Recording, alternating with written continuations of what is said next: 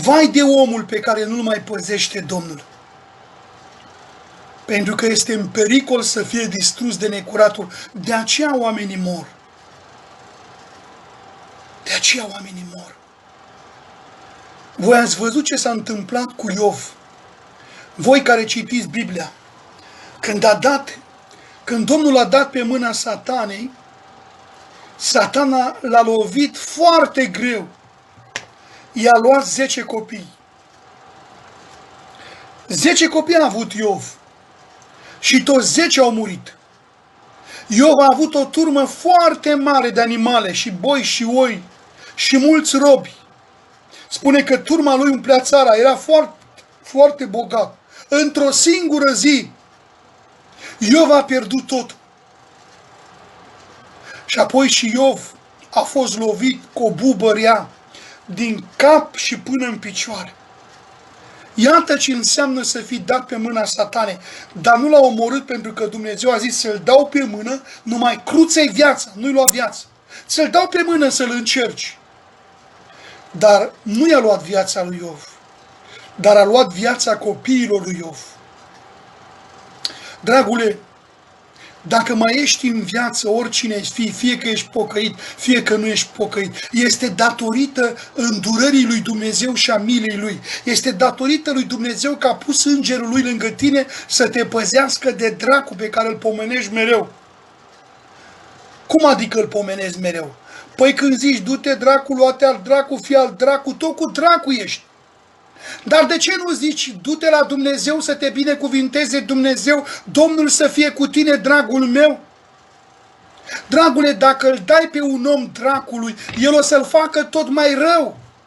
Dacă tu îl dai pe soțul tău necurat, sau pe soția ta, sau pe copiii tăi, ei o să se facă mai răi.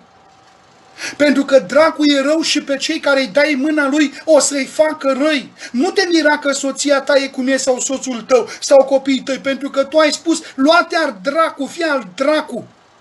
Nu te mira că copilul tău și nevasta ta sau soțul tău e așa. Nu te mira. Degeaba te mai miri. Că zici, mă, ce nevastă rea am. Mă, ce bărbat rău am. Mă, ce copii răi și neascultători am. Păi dacă i-ai dat în mâna necuratului, i-a făcut răi. Spune așa, de acum încolo, dragul meu, Dumnezeu să te binecuvinteze, omul meu. Dumnezeu să te binecuvinteze, draga mea. Dumnezeu să vă binecuvinteze, copiii mei. Vă dau în mâinile Domnului. Și Domnul îi binecuvintează și face din oameni răi oameni buni. Dați-i pe oameni în mâinile lui Dumnezeu. Căci Dumnezeu e bun și binecuvintează. Nu îi dați în mâinile necuratului. Dragule, ești conștient că Dumnezeu știe totul despre tine? Dacă până în aceste momente, în această seară, încă nu ești lămurit, că Dumnezeu știe totul despre tine, am să-ți mai citesc ceva. Biblia spune în Psalmul 139, spune așa, Doamne, Tu mă cercetezi de aproape și mă cunoști. Cine spune așa? David. Cine era David? Împăratul lui Israel, al doilea împărat al lui Israel. Cine a fost primul împărat al lui Israel? Primul împărat al lui Israel a fost Saul, iar David a fost al doilea împărat al lui Israel. Și David a fost omul iubit de Dumnezeu și după inima lui Dumnezeu. Și David spunea în psalmul lui, Doamne, Tu mă cercetezi de aproape și mă cunoști. Spunea David că Dumnezeu îl cercetează de aproape și că îl cunoaște. Continuă și spune, știi când stau jos și când mă scol.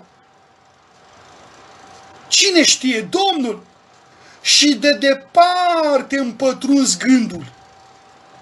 Auziți cum știe Dumnezeu cu tot de amănuntul despre noi? Știi când umblu și când mă culc. Știi că mă duc, Doamne, afară la plimbare, că m-am plictisit în casă sau la muncă sau așa la adunare, dar știi și când viu acasă și mă pun la culcare. Psalmistul spune, știi când umblu și când mă culc. Dumnezeu știe când te-ai pus în pat, la ce oră te-ai pus în pat. Și știe când te scoli din pat. Iată ce zice.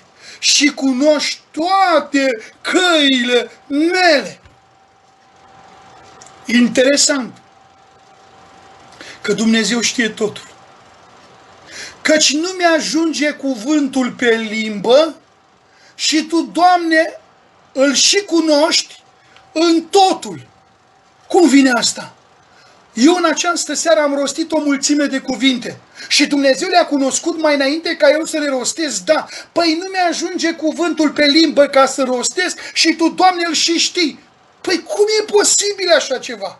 De exemplu, voi știți ce am spus eu, pentru că am rostit cu gura mea, dar Dumnezeu a știut dinainte ce voi rosti cu gura mea. Mărire lui Dumnezeu cel atotputernic. Mare este Domnul. Auziți, frații mei?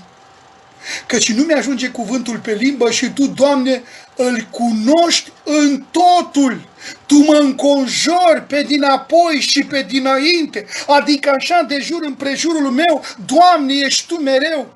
Și-ți pui mâna peste mine. Cum vine asta? Doamne, Tu ești împrejurul meu, în stânga, în dreapta și înainte și-ți pui mâna peste mine. Dragilor, e mare Dumnezeu. La fel te înconjoară și pe tine, dragul meu, pe dinainte și pe dinapoi și își pune mâna peste tine și peste mine. O știință atât de minunată este mai presus de puterile mele, este prea înaltă ca să o pot prinde, zice. Unde mă voi duce departe de Duhul Tău, zice psalmistul David. Dacă mă voi culca în locuința morților, acolo unde se duc oamenii care mor, iată-te și acolo. Cum, Domnul, ești în locuința morților? Da. Păi unde e locuința morților? În adâncimile pământului. În mijlocul pământului, locuința morților. Cine merge acum acolo? Sufletele fără Hristos. Cei în Hristos se duc sus. Până la Hristos mergeau toate sufletele locuința morților. Numai că era o prăpastie între ei. Cei buni erau puși într-un loc mai bun, cei răi, fără Dumnezeu, erau în locul de chine, spune Biblia, pe vremea lui Avram, că spune că bogatul a fost dus acolo, l-a văzut pe Lazar și pe Avram.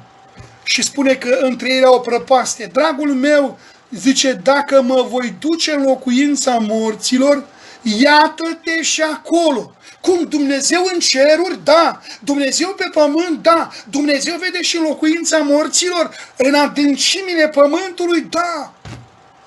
Mare-i Dumnezeu! Mare-i Dumnezeu! Mare, da. Dar când alegem să păcătuim, îl vedem mic. Uităm că Dumnezeu e mare. Nu ne mai temem de El când alegem să împlinim poftele noastre carnale, care nu sunt după voia lui Dumnezeu.